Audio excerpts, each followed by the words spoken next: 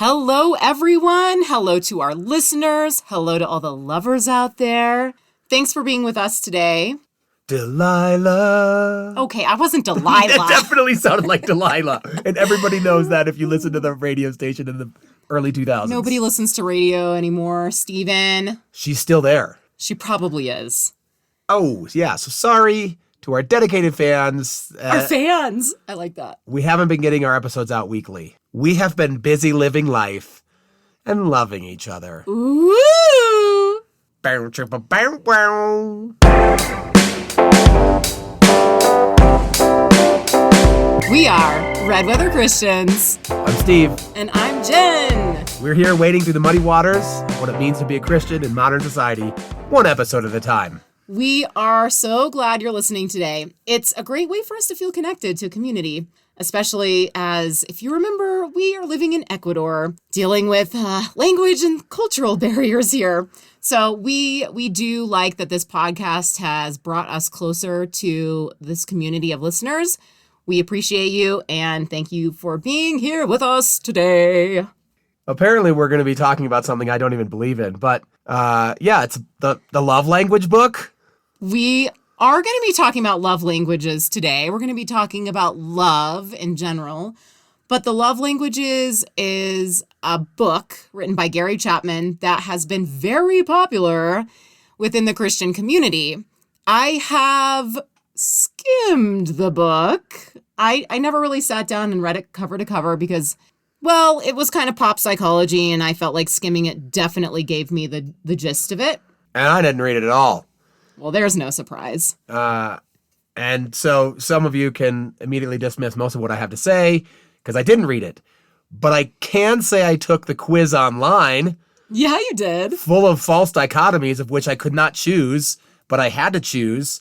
There wasn't an option for neither.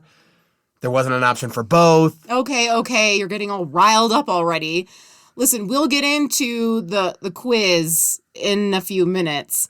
But first, we are going to start with a very simple, yet very complex question, and that is, what is love?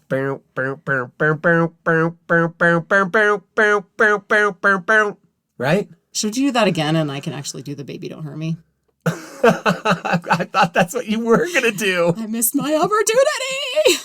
Okay, we're just going to move on. All right, what is love? I was trying to figure out what we were going to talk about for this podcast episode. So I was talking to Steve and I was asking him, what is it in our relationship, our loving relationship, that you feel you need from me? Just like, how can we start to define? Because I felt like that was a good first question to start. For how to define love is to look into our own relationship and kind of go from there because that's the experience that we have. Right. If I recall correctly, I might have promptly fell asleep and answered nothing. I don't know. You did not have an answer at first. 2 days later, you gave a bit of an answer. It was 2 days of silence on the matter. And if you know me, I like to talk about things right here and right now. If I have a question for you, I would love that you just answer it. That's been something that we've had to deal with in our marriage because Steve just doesn't always want to talk about things when I want to talk about things, but eventually we talk about things and things are good. So many things. So Steve, what did you end up answering? Well, we kind of made a deal when we got married that we were the only ones for each other. So I told you straight up that it was sex that I needed. Oh my gosh. Should I not say that? Should have known it was going to go straight into that. No, that's good. Okay, that's not the answer that you gave, but continue. Oh, 2 days later. Confident and competent. Mainly so that the person I'm with doesn't totally need me. We don't need each other. We just want to be with each other.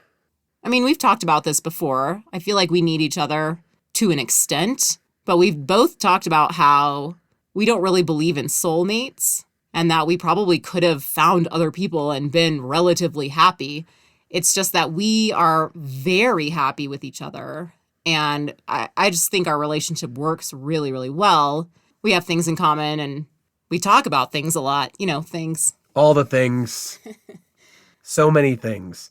If you were to study what is love from the Bible, you might get 4 different definitions, 4 different types of love: eros, storge, philia, and agape. That's romantic love, family love, brotherly love like Philadelphia, and Cream cheese. okay, God's divine love. And so we're fed that growing up as Christians. Agape is this wonderful best love that maybe couples should have for each other. Well, is it though? Well, you should have eros as well. Right. But is agape one of the types of love that you're supposed to have for each other? Or is that just God's love for us? Or is that a two-way, like our love for God and God's love for us both? I thought it was the selfless love. I thought that's what it was supposed to be, which is what... So, but can humans even exhibit that if it's a God love? We're made in the image of God, so yes. Well, this leads me into another question I will ask you, Steve, since you're sitting right here. And you can't take 2 days of silence to respond. Let's take 2 couples, a Christian couple and a secular couple. Is their love for each other different based on religion playing a factor, God playing a factor? Maybe. I think there's a definite chance we would want to think our love is stronger because it's a union, threefold cord, shall we say? Well, I remember the diagram of a triangle. The top point of the triangle is God, and then the couple each are on the bottom 2 points. And then they always taught us growing up that the more you love God, the closer you will get with your partner. Which doesn't work as well in a secular relationship. Yeah, I don't know how that's explained. Do they just, the ever elusive they, do they just say like, well, maybe they think they have a strong love, but they don't? Could that triangle have a reflection? And then there is a not God, and as close as they get to not God, they get closer together. I don't know. But I think if we were to just answer this in a very simple way, for us personally, what is love? It is caring about each other, communicating with each other, being happy when the other person does well at something, laughing with each other. So many things. Yeah, I said simple and I rattled off a bunch of things. But I think for us, a lot of it is when we just sit down and talk to each other about issues that are going on with us or issues that are going on in the world. And we just have deep conversations. And I remember that was one of the things that drew me to you way back in college. We were able to talk about things, and I was realizing, talking to you, that you were actually intelligent. I would go with a simpler response to this, like you tried to. Please do. And that would be, usually, you spend your time, and you can interpret this how you want, doing the things you love. Whoa.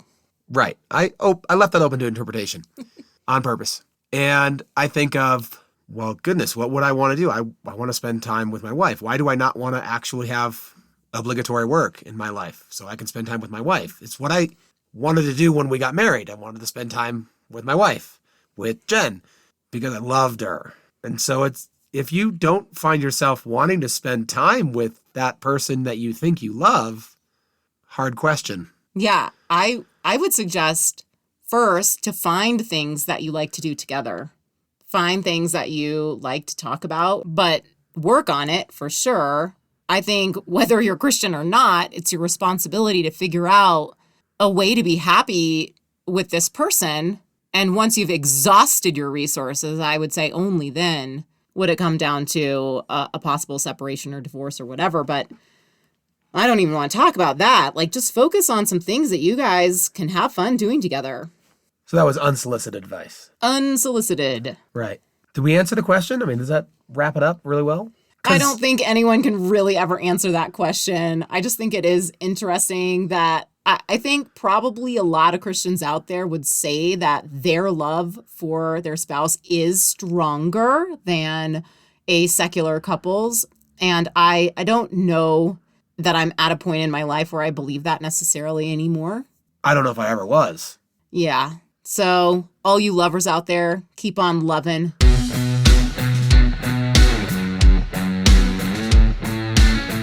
But we do have some scripture about love. Yes, we do, Stephen. Most people are familiar with this. Your love chapter of 1 Corinthians 13. I'm pretty sure this was read at our wedding. Is it read at every Christian's wedding? Probably. Love is patient, love is kind, it does not envy, it does not boast, it is not proud, it is not rude, it is not self-seeking, it is not easily angered, it keeps no records of wrongs. Love does not delight in evil, but rejoices with the truth. I do like verse 7 more so. It always protects, always trusts, always hopes, always perseveres. Those are the common verses spoken at a Christian wedding, and they're great things about love. Yeah, definitely. I think those are great. I love the last part, the always trusts, always hopes, always perseveres. Yes. That's what I said before I read the last part. Okay, well, we are in agreement. Anyway, we also have other sources. As we mentioned at the beginning of the podcast, Gary Chapman says that love can be broken down into 5 different languages. Yes. Yeah. Languages. Love languages. And this is how you communicate as a lover. Right. So if we haven't done a good job communicating that, I don't think we have. Maybe this 5-pronged love language approach might be easier for our listeners to understand. And I think there is some merit to this. I know Steve basically detests anything that even hints at pop psychology, but I am of a slightly different mindset. I think if it's something that can help you be a better person or be a better person in a relationship, it's like, go for it. My only thing is take it with a grain of salt. Don't let it be the end all. I'm just going to go on a really quick tangent here. With something like the Enneagram. I'm sorry, Steve. He hates it so much. I think it can be a good tool if it makes you a better person and more self-aware. These are good things. But if you get to the point of saying, well, this is just how I am, and you just kind of stop there, and it's like a horoscope, but then it turns into like this self-fulfilling prophecy kind of thing, I think that you need to take a step back and realize that your personality is a lot more complex than a little paragraph blurb about your Enneagram type. But again, if it helps you become a little bit more self-aware and a better human, fantastic. Just don't let yourself be boxed in by it. Okay, so that's kind of a preface going into the 5 love languages. 1. Acts of service. For these people, actions speak louder than words. Oh my gosh. 2. Receiving gifts. For some people, receiving a heartfelt gift is what makes them feel most loved. 3. Quality time. This language is all about giving the other person your undivided attention. Coming in at number 4, we have words of affirmation. This language uses words to affirm other people. 5. Physical touch. To this person, nothing speaks more deeply than appropriate physical touch. Now, I would mostly, if you just gave me the first 5 here, these 5 languages, I would say physical touch, but I would maybe prefer inappropriate physical touch. Yeah. I thought that modifier was really interesting, like appropriate physical touch. So what they mean here is like a hand on the shoulder or the waist or cuddling or hugs or holding hands, stuff like that. Maybe kind of more casual, kind of more throughout the day, or when you're out in public and your partner puts his or her arm around you, that kind of thing. I think it's what it's talking about. So we're going to talk through a couple of these and expound upon them. Yeah, so Steve said we did both take the quiz too. So we'll go over our quiz results in a minute. So exciting. If you want to take the quiz, all you have to do is Google love languages quiz. All right, so going back to acts of service, this is like doing things for your partner that aren't necessarily expected. So let's just say I always do the dishes and then I come into the kitchen one time to Steve doing them. Whoop, whoop. I mean, I would like that. That would be nice. I mean, Steve does do the dishes sometimes. I will say I don't know if Jen has ever taken out the trash. I will not do that. So, not that I care. Like, that's what I'm saying about some of these. I don't care. It doesn't matter if you do that for me or not. You haven't, but it wouldn't matter. I know. Nothing I do matters. I get it. No, definitely things you do matter. Yeah, so acts of service. Here's the thing, though. I think people appreciate that most anytime. Like, not even if it was your partner in life. Like, if you do something for somebody else.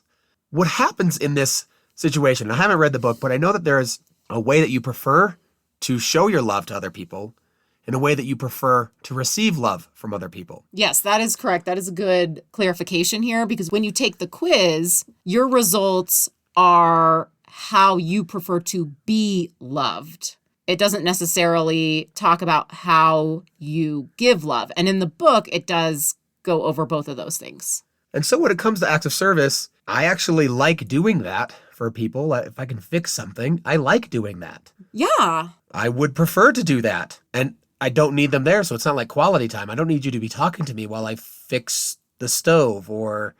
Speaking of fixing, can you do something about our dishwasher? There's a weird smell coming out of it. She's been saying this for a while. Maybe on the podcast it becomes reality. Ew.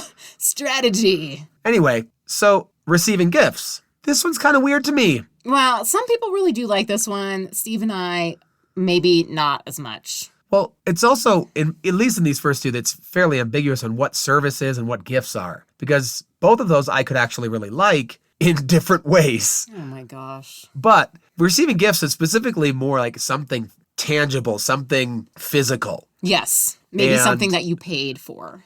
And I think this is a trap. This is a huge trap, really.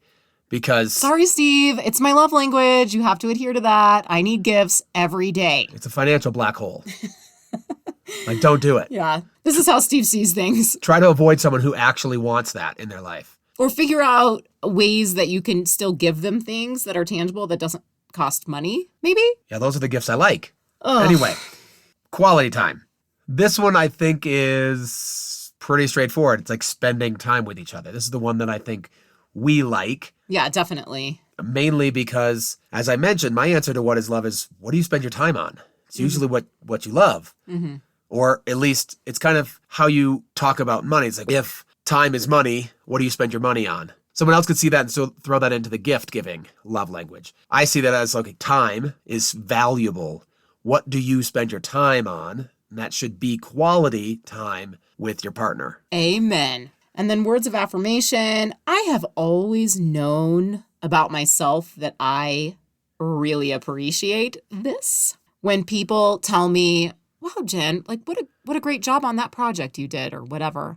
I just beam. I just love it. Light up, just glowing. Yes. And I think part of the joy for me of being a teacher was I did get that a lot from my students. And that was really, really nice. And I am going to go ahead and say on the podcast for everyone to hear, I don't get words of affirmation from Steve very often. When I do, they mean a lot. I would focus on this, and I've told her before, this is sheer law of diminishing returns. If I kept saying Oh it, my goodness. it just wouldn't be as valuable. It's like that last bite of dessert versus the first bite, I suppose. No, I think of it as the 12th donut from Krispy Kreme versus the first one. Oh, that is no good. I can't deny that could be true, but I do know that I thrive on words of affirmation. And you got a lot of them growing up. Okay. Yes, I was an only child. Remind everybody, my parents adored me. It's true. Ay, ay, ay. Whereas we can tell this little story. Jen was there. She was a witness to this. So I don't her know friend, what you're talking about. her friend came up to me at one point. And Yes, this is not I necessarily, do know what you're talking about it's not now. necessarily words of affirmation, but more of just anything that was a positive statement towards me. Yes. She says, Steve, you have really beautiful eyes. And Steve replies, I was here. I remember this vividly. He turns and looks at her and says, what am I going to do with that? That's exactly what I said. I mean, what can I do with that? Just say thanks? Yes. I don't do anything. Yes, that's what you do. Oh my goodness. So, okay, for all those people out there just waiting to compliment Steve on something, don't bother. I mean, I'm not terrible about it, but a physical attribute I can't really change. So what am I going to do with that? Oh my. I maintain my position. If somebody told me that I look really pretty or something, I'd be like, oh my gosh, thank you. That's fantastic. I don't even care if I look pretty. But I know that. But if I'm pretty enough for my wife, we're all good. It's all about being enough. Just enough. And then we come to physical touch. Again, we did not read the whole chapter on any of these. Jen skimmed it. I skimmed everything. And again, she already touched on it. So dumb. You're welcome. That this is more of like your public display of affection, not an intimate physical touch situation. Because when Steve first, and this was years ago when this book was really booming and popular. When we were first talking about these 5 love languages, he was kind of the attitude, like, tell me one guy who isn't physical touch. But he was not talking about the appropriate physical touch, obviously. I was just talking like real life. Who doesn't want that?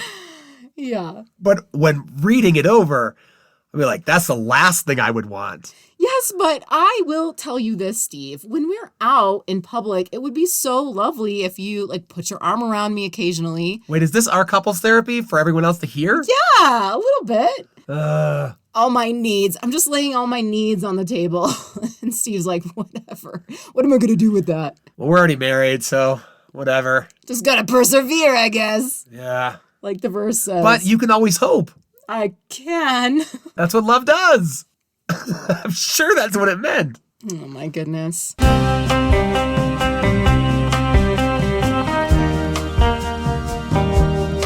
So anyway, just remember that there are certain ones that you like to receive and certain ones that you are more apt in your own personality to give.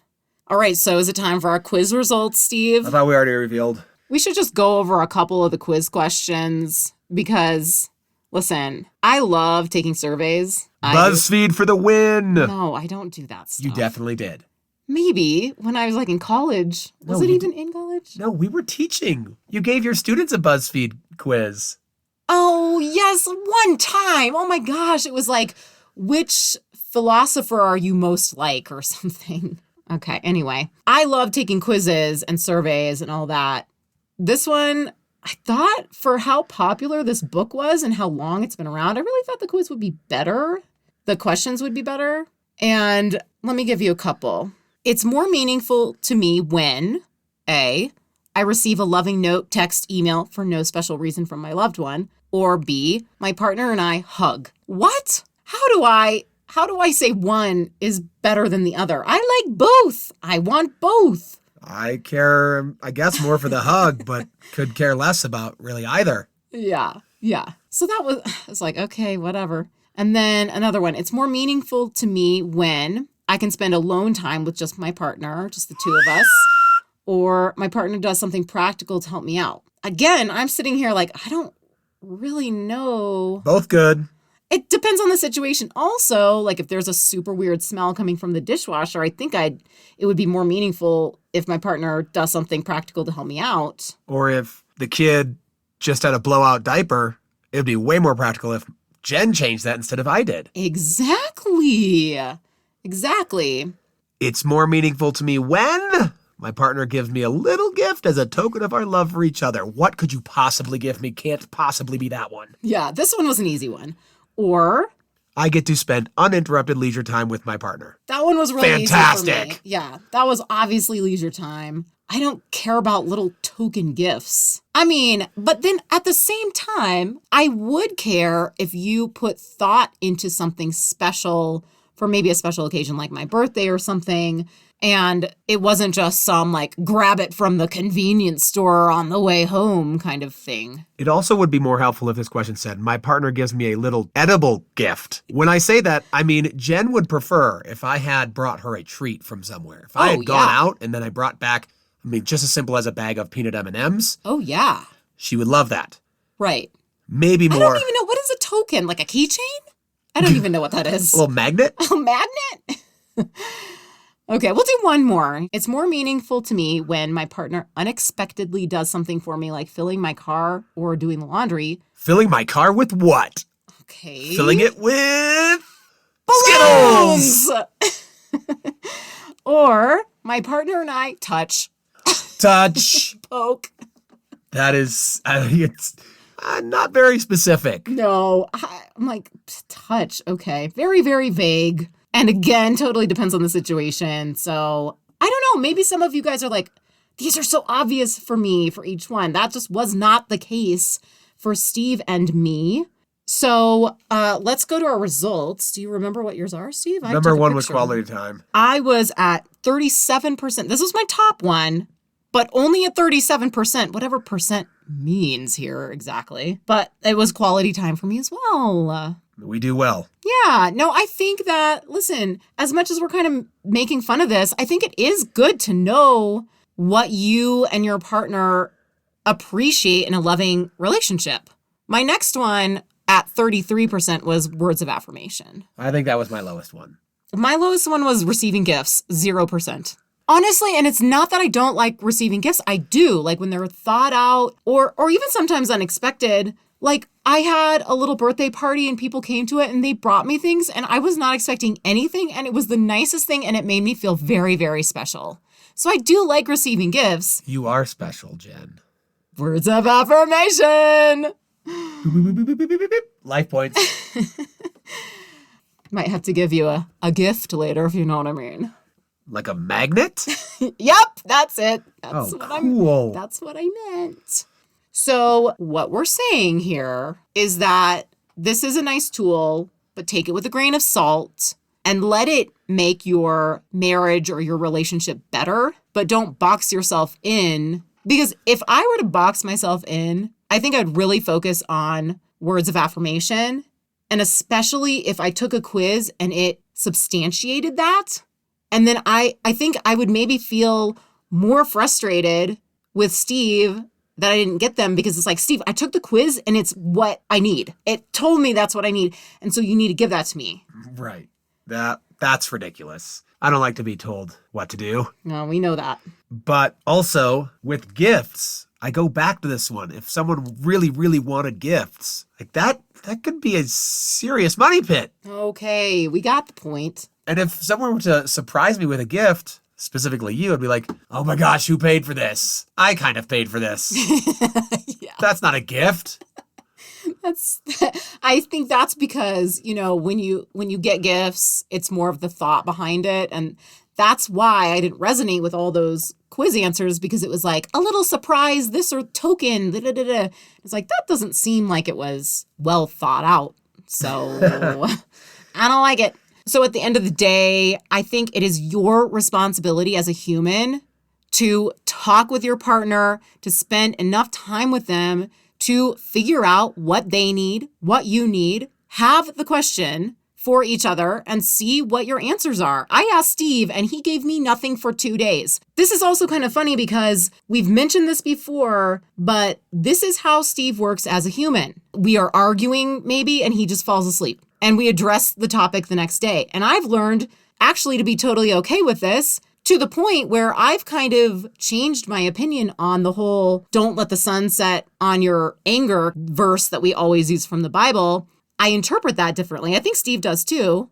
Never really interpreted it differently. Just didn't care. Okay, well, I think a lot of us interpret that verse as you better get closure on your argument before you go to sleep. But that's not what the verse actually says. I think that it means don't be angry when you go to sleep. Whether or not you have closure, you as a human have to figure out how to not be angry and how to table the topic for another time when you are rested. I don't know. I still see that. Maybe it's like, don't be angry when you're dead. Don't die with anger in your heart. Like, oh, you see sunsetting as a metaphor for death? Sure. Yeah. Then I like the Avett Brothers song, No Hard Feelings. There you go. So Steve needs confidence and competence. And I would add to this, from my experience, being married to this human. Yeah, what do I need? Sometimes you need time to not talk to me.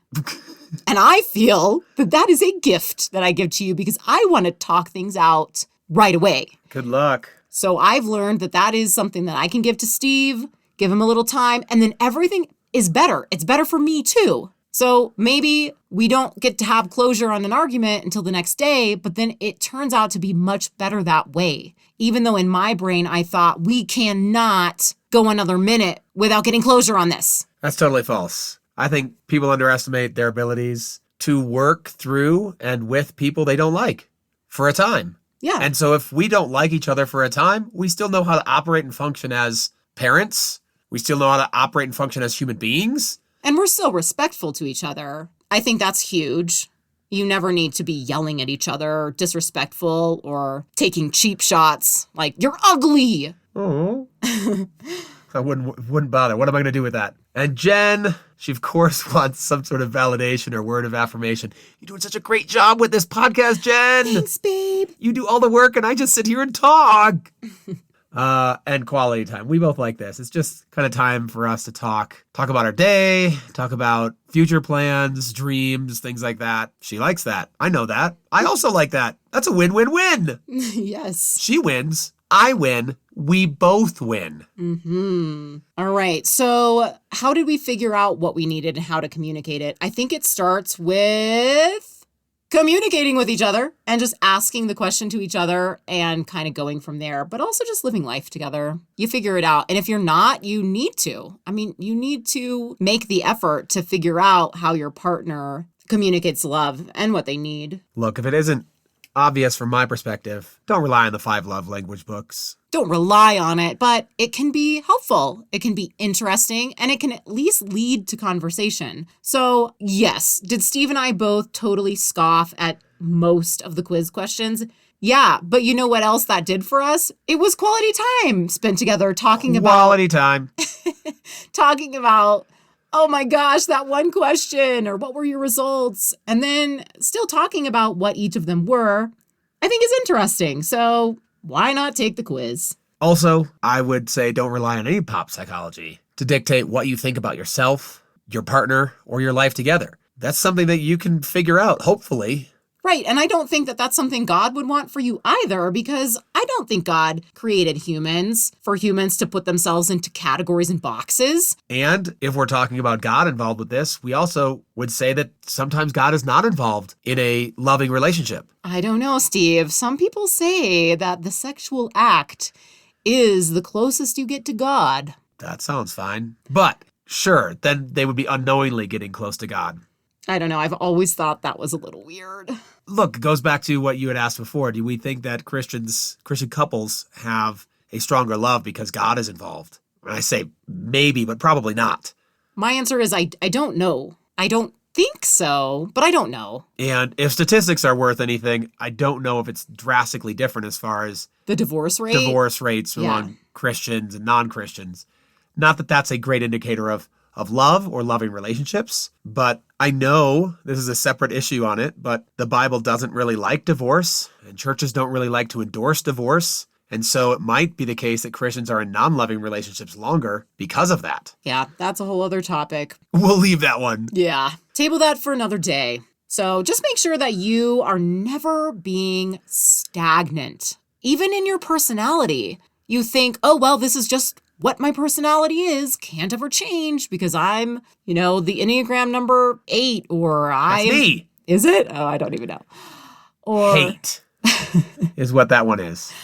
I think I'm a 1, which is something about perfectionism. Idealist. And idealism, which I do see that flowing through my veins a little bit. But we don't want you guys to take pop psychology or even like a verse from the Bible and just let that be the end all and kind of put it in your mind that that's just how I am and that's how God made me, because I think God made you to be able to change. Yes, we believe that. I think we made that clear. Yeah. Season 1, episode 4. Lost a friend over that one. All right. Thanks for hanging in with us. We do like talking with each other. So sorry that this episode is probably going to be a little longer than normal. You're just now part of our quality time. Yeah, we had a little therapy session, a little bit. Dishwasher's going to stick around like that. Come on. You got to do something about the dishwasher. We are Red Weather Christians. I'm Jen. I'm Steve. Keep the conversation going.